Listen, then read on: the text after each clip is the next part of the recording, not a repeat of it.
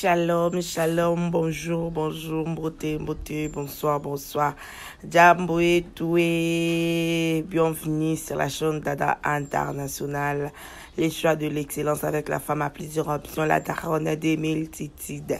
Très chers abonnés, merci pour la confiance, merci pour l'attention, merci pour la fidélité, merci pour de j'aime, des commentaires, merci beaucoup. On est toujours ensemble. Oza chaîne Nabino, Obolingaka Mingi, Isaba vidéo Nabino, Obotalaka Mingi, avec la femme à plusieurs options, la daronne des multitudes. Merci beaucoup pour la confiance. En tout cas, Ndeka Nalumara, jamais sans vous, jamais sans vous.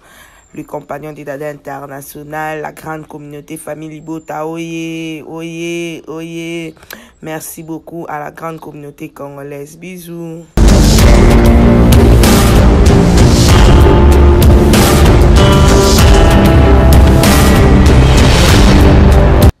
Karibu kumeza elekisaka ke mutu atikala te, mutu afanda te, mutu apesa explication te, elekisaka ke biso nyonso topusana. Voilà, tukote na émission na biso ya Karibu kumeza, tozali na présentation, tozaki na poulet, tozaki na ba épices na biso, tozaki na besoin ya oignon, piment vert, poivron, tomate na biso ya mbuma, tozaki na besoin marinade na biso, tozaki lelo na besoin ya moi tomate na biso ndambo ya pâte, tozana ndembi, tozana céleri, tozana mbika na biso. Voilà, tozana mbika na biso na poulet na biso, yango eza biloko tokozala nango besoin na mokolo ya lelo na Karibu kumeza na biso ya lelo apanjo kwetu. Voilà, wana mai na biso deja totiaki mwa mai ya moto déjà na moto, en entendant to bande kolkan déjà ndenge ya koleka ni tape ya kokata poulet na biso kolamba baye kolaka kande na loba mutalamba koleka batu azate na salaki awa recette na biso ya ngombe na mbika na ngebi mai ya kopanzana na besoin ya mbika ya mbuma nazwaki toli. Merci beaucoup na batu nyonso bapesa yenga toli te po ebima mbuma sala boye te po ebima. En tout cas, vous êtes formidable. Ya on ne jamais sans vous. Ce bino ka bolongwe na tik na nga YouTube ango na onsa na nini se na ba abonné kitoko boete ba abonné malamu boete vraiment ba twaka na souci na nga kolamba ba e kolaka. Voilà, to bande ko likanita po ya kokata poulet nga na lobi batu na nga basungi nga boye bato balinga ngai balakisi nga na sala bina sabe jamais na monde tiswe na bombi mayelo mingi eke ya kokima ngai. Il faut nalika na action to partager na biso nyonso po to mona ndenge recette na biso ya mokolo ya lelo ebima ki. Voilà, nga na kata nga ka so si parti wana déjà eyebana yango nazala toujours na technique na nga oyo na katelaka ezapeka idée so po sepe nango ozwi kala to bande kokola bandoka ta soso soki 12 soki 10 mais lelo to koma na biso na système ya kokataka soso si parti donc na longo nga makolo na longo libumu bongo on kaboli mapeka esili. Merci beaucoup fidèle internet pour l'attention, merci pour la confiance. Consommez toujours vos vidéos, partageons nous vivants, regardons nous vivants, consommons nous vivants. Voilà, aimons-nous vivants, on est toujours ensemble, la grande communauté congolaise partout, ba mangeur na ba mangeuse na biso. Merci beaucoup na ba amoureux pe ba amoureuse nyonso ya cuisine, on est toujours ensemble biso batutu nga kolamba. Voilà, kolamba ba ekola quand na beki na bi jamais na ko fanda na recette nga penza bato balinga ngai bato bapesa nga confiance ba expliquer nga pe loko sala boy lamba mbika boy kende boy alinga na bomba. Jamais mbike lia mana ona nyonso na Thompson to lingi yo na nzombo yo tukwa na saki yango na nini na ngombe lelo na salon na poulet je mtupe na kolba pe pa na salon pe na nzombo je mtupe donc eloka nyonso yo linga ona quiz na mipanzi yo kaka. Ça dépend ya ndenge osepeli olamba na ngulu pe mbika eliamaka. Voilà, wana to salaki mbika na biso sore na salaki déjà poulet na nga bien na komeka kosukulango kolongolongo mwa ba salité po ba setana so elongwe te esala poulet bololo esala poulet kitoko te oyo olamba poulet eza propre te mai na nga na tia na moto ezo kipe déjà moto fiki lelo na salela makala manyanga ezwaki moto makasi. En tout cas karande na lubaka toujours moi sabanga moto te toujours forte. La marangai explica ya koko ekoti ngai koko mto loba mo sabanga moto te tabande ko sko apuli na ngai bien la ndenge biso tout salaka. En tout cas vapeur ana pi bande ko ki mai na nga ezaki vraiment na moto. En tout cas toute la ba vidéo na biso tina suka toute la ba vidéo ti na suka vraiment sinon te au raté ba étape mosusu ya bien. Voilà na sukola plus na nga propre là après na lekaki na kota yango na moto après na ki kobongisa ba épices na nga na taki ndembi na taki na céleri na ba oignon aubergine na ngai aubergine nange zaki prépre na ki kozwa mungwa na zui moi muscade na ngai na taki nango besoin na zui ai na ngai na taki nango besoin et tout na zaki nyonso na mekai ko épiler yango et tout na tutaki yango ko piler yango na tuti yango na zui ba épices tanga o matungulu ndembi céleri et tout aubergine na bongisa ki déjà pour na ngai ko mai ko toka na ko zwa yango na tie yango na kati. Voilà na chaki pour na ngai loko te banini na nga pe matungulu ai na nga na muscade na nga pe na tutai na mungwa na chaki. Voilà na zwaki nini marinade na nga oyo leo na salela ya mbuma boy na ina panzango patente nga mala mubo panzanaka kuna yo mona susu nde boyeba na mikaka mpe ko sangisa pe ko mélanger bilo na biso pour eza na goût moko. Voilà pour les penza il faut ko tkango elemba nga nga pour les lemba batunso nga pour les amakasi kandi na lubaka tout dépend d'une personne à une autre. Voilà kolamba ba yekolaka vraiment na nga non na tiki ba biloko na nga iboye après na ki ko lika étape loko etoka de ya samai na ki ne lika étape oyo na chaki yango mai na zipaki yango. Voilà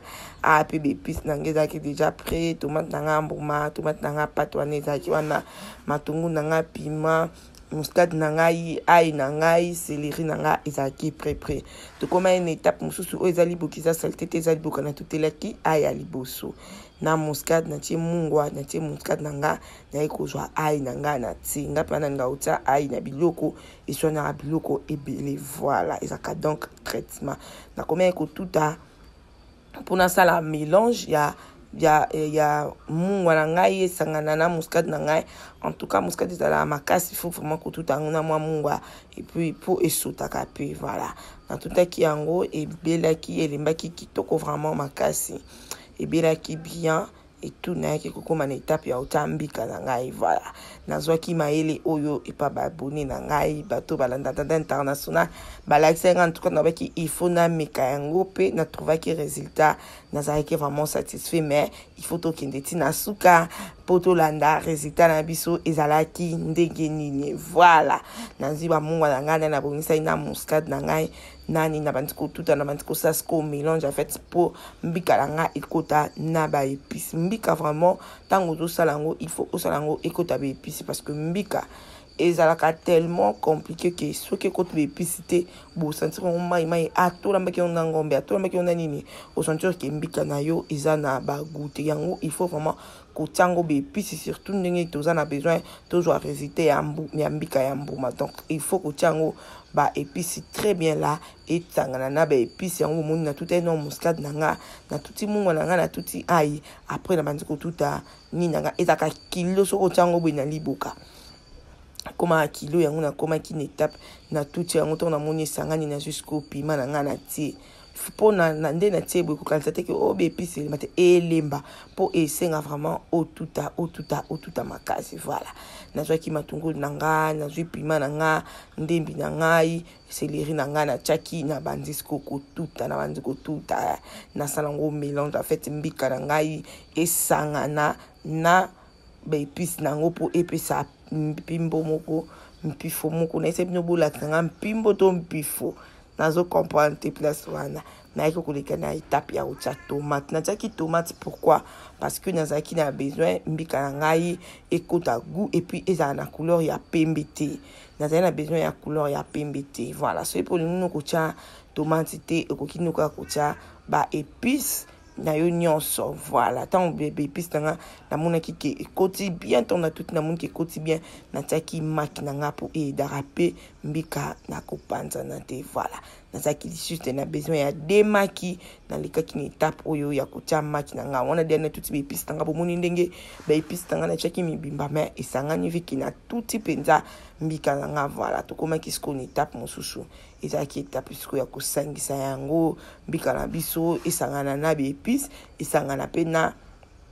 na maki na biso voilà il faut que ça lango malembe moi c'est à calculer nyonso de façon que mbika na biso et panzana te voilà et sopanate et puis maki na biso et sopanate pe déjà na tia mai na moto pour na kotia mbika na biso voilà mbika na ngai esangani très bien là na ba épice nango donc nazo meka kaka par rapport ya ndenge ba abonné na biso bato balinga dada international ba expliquer ngato na chino na bangi na binzambi et panzani lisusu na habité panzani te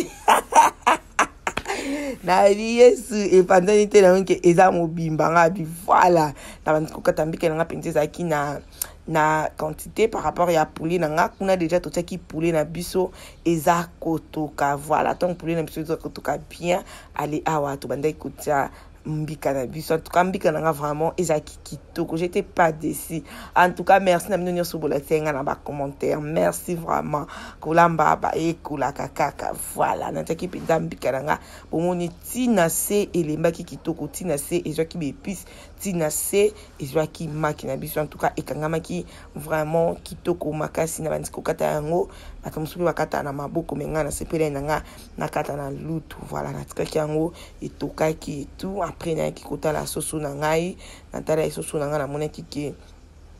ekomaki kobela voilà soso na ngai yango wana monaki ke soso na biso ekomaki na kokende na kobela tant na tali on abi nzambi soso ngeza mwa makasi OK c'est bon na baksa mwa mai mukie pour elemba lisusu na sabe nunga kokaba soso makasi te surtout ba soso auto namba soso eza makasi en tout cas okoka kolia yango te esutaka et tout bébé bisa bilama on a linga pe elemba makasi te lokwa elemba kwa kuisite mais quand même elemba mbika ngapi bande kutuka mbika fuko tikango etuka au moins 1h30 ata 2h mbika ngi kauka kitoki na monki panza te na chango lusumai bomonki na chamai mais ezo panza na te il faut faire aussi attention et panza na oza pe ka moi sizo ba voilà na ki kotala poulet na nga awa na moniki poulet na nga elembaki et tout sauce mai wana na zaina ngo besoin yango nde na kolambela voilà na kitisa ki poulet na ngai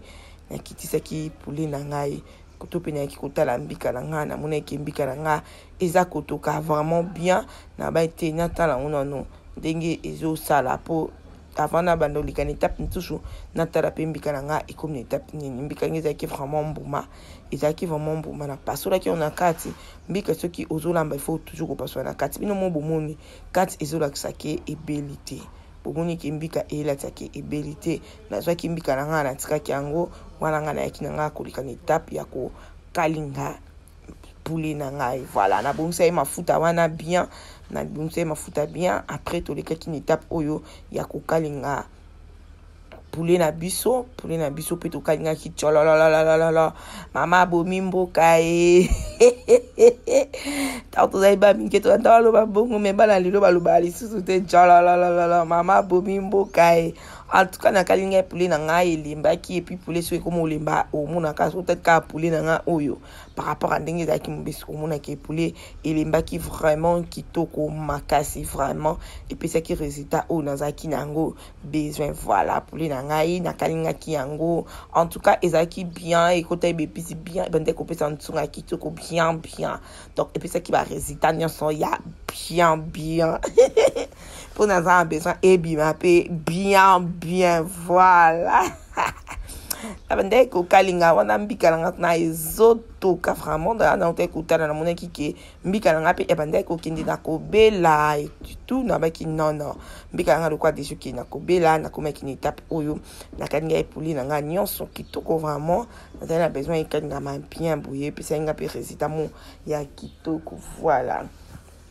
on assiste ko kalinga poulet na nga na tala mafuta na nga na mone na nga pe mafuta ngo ezaki nango ya kobieba penza te na longona mwa babilo mwa mike na bongisa tomate nga matungulu pima vert na ngai nazaki na poivron na ngai na bongisaki ndembi na ngai na bongisaki en tout cas na tiaki su a été fait que na tiaki ai ebele na biloko nyonso tout excès butu voilà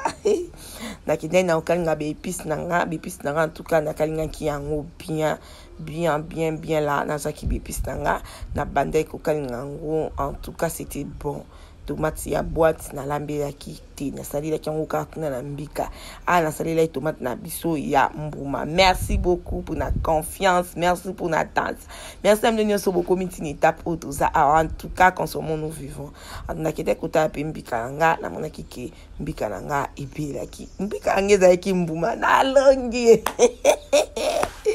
nata mbika nga boy ezaki ebeli na bizambe en tout cas il faut pas ça abonner dans jamais sans vous mbika nge beli ngabi yesu na mbika nge binduma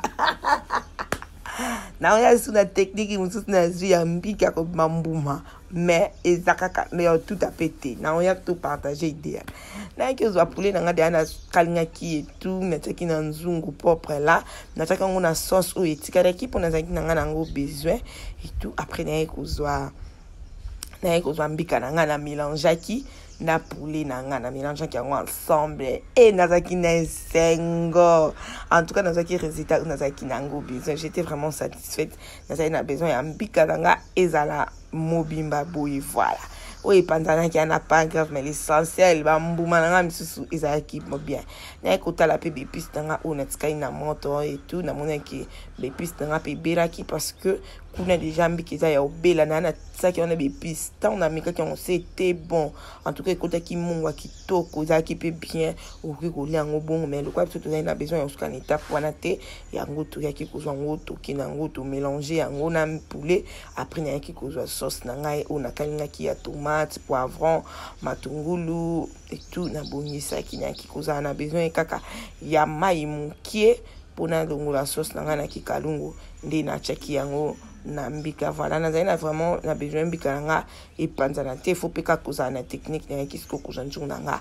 na zongisi na moto voilà na zongisi njunga nga na moto na kiko zipa na tiki yango etuka kitoko ermo na Nathalie yango daisi bino gu ba yo ka gu na ebisi bino gu penza nazo balula nga bité sauce nga pe kita na c'est tout pour ça kika likolo biloko na nga esangana ekoma muntu moko nde biso bakongone tozala batu moko biloko nazo pe ya olief ekoma muntu moko en tout cas ebande déjà kopesa recité ya malamu bomoni kembika na nga pe ebandaki déjà na kobela en tout cas na bandaki kotira kaka sauce oyo esangana sauce ekoma na goût ya mbika ekoma na goût ya soso bepise pe ekoma na goût ya biloko nyonso voilà na tikaki yango na kotala boye mbika na nga ebelaki mbika pe ezika na se faut faire très attention tango olamba ezika na se vu que ezala lokwa nguba so olandela yango bien te eziki na se na kikokitisa biloko na nga ebelaki voilà tokomaki na temps oyo tolingaka mingi moment préféré karibuku tokomai na temps oyo tolingaka mingi karibuku meza. Merci beaucoup na bino nyonso kotala biso banda ebandeli ti tokomi na suka nzambalula azanga te na kopambola bino en tout cas mbika na ngai yango wana en tout cas j'étais satisfaite vraiment. Merci pour nos conseils, merci pour nos commentaires, merci na bino nyonso. En tout cas on est ensemble dès qu'on ne le jamais sans vous. Voilà, en tout cas, j'étais vraiment satisfaite. Tambikalanga. Nzambe. Les goûts de ça. En tout cas, Mbikalanga vraiment. Ebela kitoko. Poulet nanga ebela kitoko. Merci beaucoup. Binonyo Sobope Sarabiso confiance partout dans le monde entier. Merci na ba commentaire na bino. Merci na ba commentaire. En tout cas, na ba conseil na bino. Tout ça toujours ensemble. Ndeka na lubaka kulamba ba ekula comme toi. Ebi kulamba kuleka batu nyonso. Azate. Voilà, la table était prête. Karibu kumeza. Awa esengaka exquisité esengaka explication te esengaka nde pusana oya kulia. Voilà, mbuma esengo pe ezalaki mbuma ya kimia ezalaki yango ezangaka te un bon foufou comme un Congolais qui se respecte. Voilà, mbuma na biso ya esengo ezalaki toujours mopanzi ngabi wana ikoki kozanga te. C'est nzamba zongi te tokokuta na prochainement na numéro mususu ya émission na biso. Merci à Anthony Salama derrière la caméra. En tout cas merci mbika na biso résultat na ngeza ki yango wana buli ya esengo pe buli ya kimia mbuma ya esengo yango wana. En tout cas tozaki vraiment satisfait na résultat na biso. En tout cas résultat ezaki vraiment ya kitoko mbuma ya kimia tokolia kiango kitoko. En tout cas abonné à la kitoko tokomaki na tango ya pa donc veut dire que biloko nyonso esilaki mbuma esengo pe esilaki. Bisous.